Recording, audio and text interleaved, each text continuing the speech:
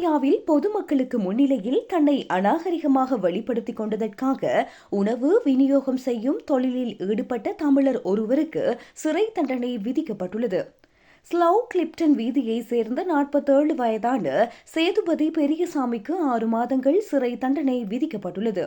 மேலும் 10 ஆண்டுகள் பாலியல் துன்புறுத்தல் தடுப்பு உத்தரவின் கீழ் உட்படுத்தப்பட்டுள்ளார்.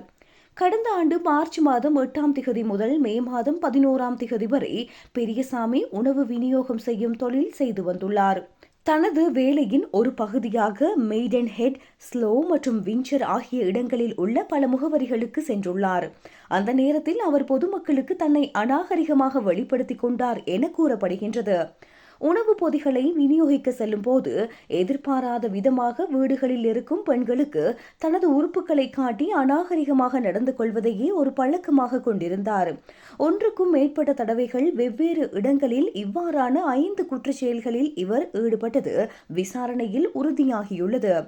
பாதிக்கப்பட்டவர்களின் முறைப்பாடுகளை தொடர்ந்து தேம்ஸ் வேலி போலீசார் தீவிர விசாரணையை முன்னெடுத்தனர். கடந்த மே மாதம் 16ஆம் திகதி கைது செய்யப்பட்ட இவருக்கு எதிரான அனைத்து குற்றச்சாட்டுகளும் நீதிமன்றத்தில் நிரூபிக்கப்பட்டன. கடந்த ஜனவரி மாதம் 28ஆம் திகதி ரீடிங் கிரவுன் நீதிமன்றத்தில் நடைபெற்ற வழக்கின் போது குற்றவாளியான சேதுபதிக்கு சிறை தண்டனை விதிக்கப்பட்டது. இவரது செயல் பல பொதுமக்களை பாதித்துள்ளது என போலீசார் தெரிவித்துள்ளனர். இதுபோன்ற குற்றங்கள் வெறும் உடல் ரீதியானவை மட்டுமல்ல, பாதிக்கப்பட்டவர்களுக்கு நீண்டகால மன உளைச்சலை ஏற்படுத்தக்கூடியவை என போலீஸ் அதிகாரிகள் சுட்டிக்காட்டியுள்ளனர். மக்கள் தங்களுக்கு நேரும் இவ்வாறான பாதிப்புகளை தைரியமாக முன்வந்து முறைப்பாடு செய்யுமாறு போலீசார் கேட்டுக்கொண்டுள்ளனர்.